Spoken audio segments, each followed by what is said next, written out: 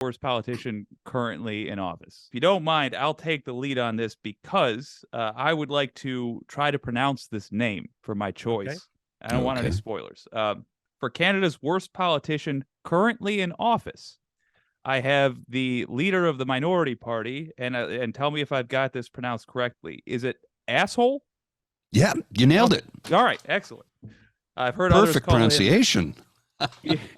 Pierre Poilievre. Yeah, just he seems like a sharper version of Trump, essentially. Yeah.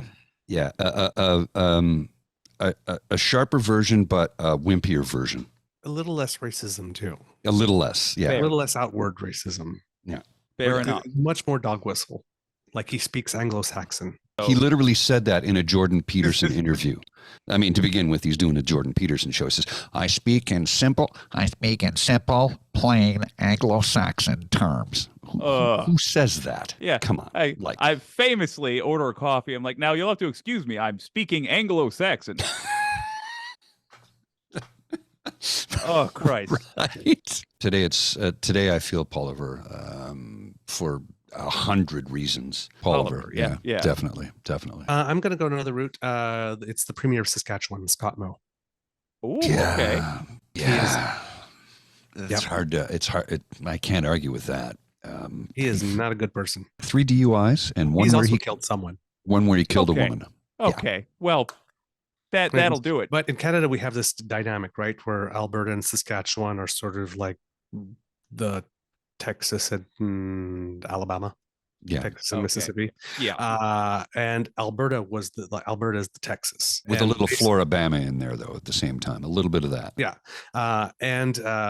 So Scott Moe, Saskatchewan's a much smaller province. So basically, everything that Alberta's been saying, Scott Moe's just basically been going like, "Me too." He's a parrot. But now that Alberta's had, their premier that they had before this one actually had a majority government and got booted out by his own caucus before his term was over. So now he's the elder statesman of the right, like this. So he's just, and he's a terrible human being. He's a terrible human being, and I know it's not fair because you shouldn't like make fun of the way people talk, but the way that he talks, he just literally sounds all the time like he's got a permanent concussion. Well, and let's not overlook the fact that as much of a terrible human being he is, and we can give you a litany of horrible things he's done as both a politician and as a private citizen, and he boasted about some of these horrible things. He still is one of the reasons he got ousted was because you guys are starting to lose your shit. Like, as terrible as he is, even he has standards. Yeah. And the current leader of the party, she just has corporate overlords and nothing else. Danielle Smith she's out of her mind. She doesn't even understand. What was her famous quote? Well, it's not like the federal government runs things. Yeah, it's not like Ottawa's an actual federal government or national government or something. What? And then there was also about the unvaxxed by choice. She has never seen in her lifetime a group more discriminated against than the unvaxxed by choice. Oh, God. In her lifetime. Not gays, not Black people, not the Indigenous. She comes from in Canada, we're celebrating the 25th anniversary of the Delvin Vrind decision that made it such that you couldn't discriminate on the basis of sexual orientation. He lives in her backyard. He's from Alberta. Yeah. But she doesn't know of any group. The unvaxxed were the most persecuted in history. She's. Can we talk about residential schools for like 30 seconds? Yeah. Right. Come on, lady. Really? Oh, my God. I believe Japanese, or rather Canadians of Japanese descent of a certain age will have some objections. Would also have a word to say there. We have that shared history. Our nations have that shared history. We turned away some Jewish people in World War II as well. Yeah. Oh, yeah. In Saskatchewan, there was a couple of factions of the KKK up there. Oh, God! It's like, listen, there's not a bad idea that no one won't copy. It doesn't market for everything, even the bad stuff. Good Lord! So for your votes, who would you put as Canada's worst politician ever? And feel free to be petty or sophisticated, however you want to judge it. Ooh. Worst in history? There are a couple of pretty bad ones in the past, for sure.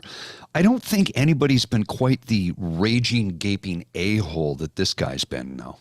I don't think there's anybody who's ever been quite like him in Canadian political history who has been such a hate-filled, vile spewing individual. I've never seen anything like it. Yeah. I was, Mr. Beaver, who you he's a feeling? bit much. Worst politician ever. That is so tough. It is a tough one.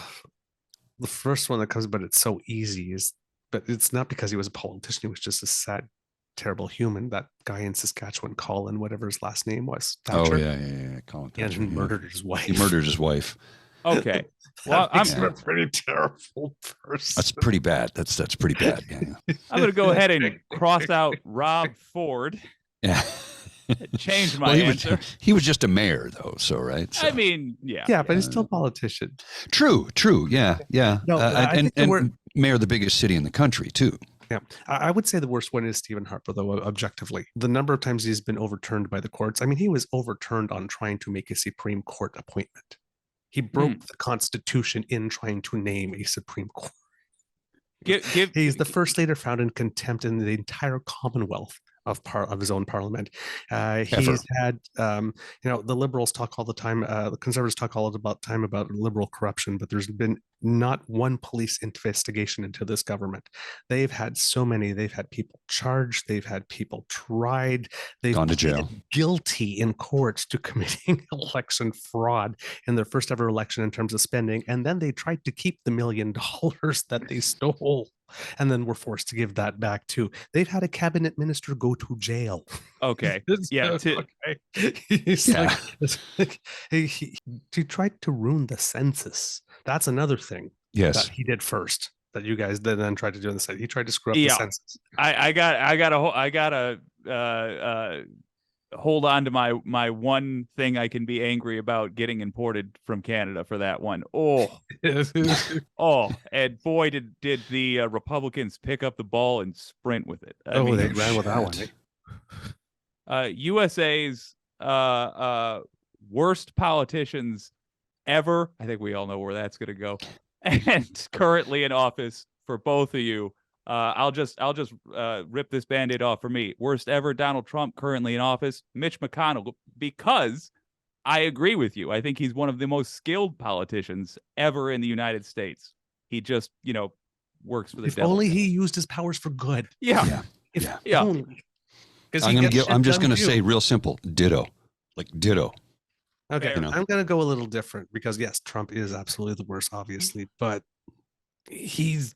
I don't consider him a politician. He's literally a social parasite. He's a game show host. He basically performed a hostile corporate takeover. That's a good way to put it. Great way to put it. I mean, well, look at this. They had so many. What happened to him, right, is that because he was polling, there was so many people in there. I guess that he was polling 27% and 32% people were saying, "Oh my God, he's in the lead," and it's like, that's 68% of the people who don't like you. And then he picks everybody off. And who does he save for last? He saves Kasich, who's like about as exciting as watching paint dry, and Ted Cruz, the only person hated more than him. It was completely genius the way he took people out. I mean, the guy's, So, but he's a reality star parasite corporate takeover. He's not a politician. The worst politician ever is Reagan. Oh yeah.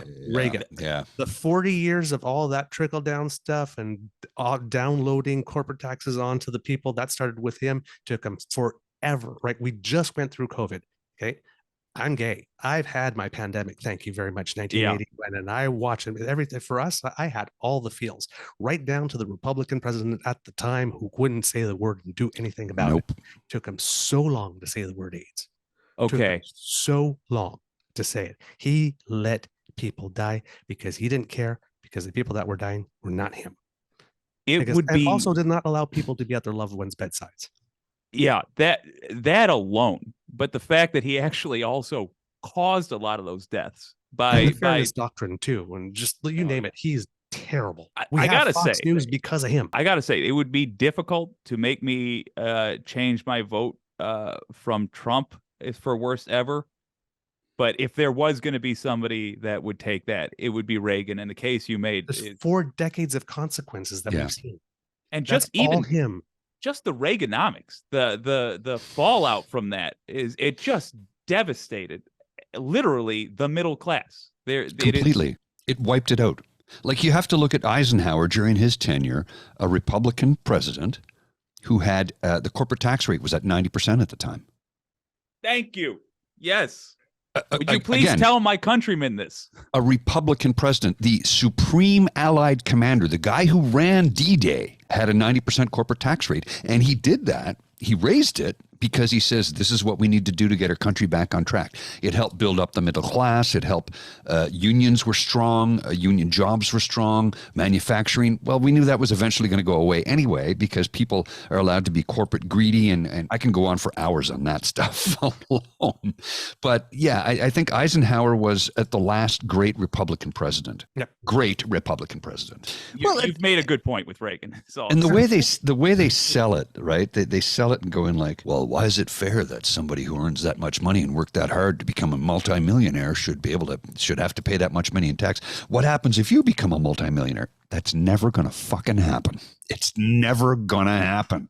You're not going to become a multimillionaire because the system is built to keep you down. That is 100% the catch-22 that I'm hoping I can get some GOP voters to understand.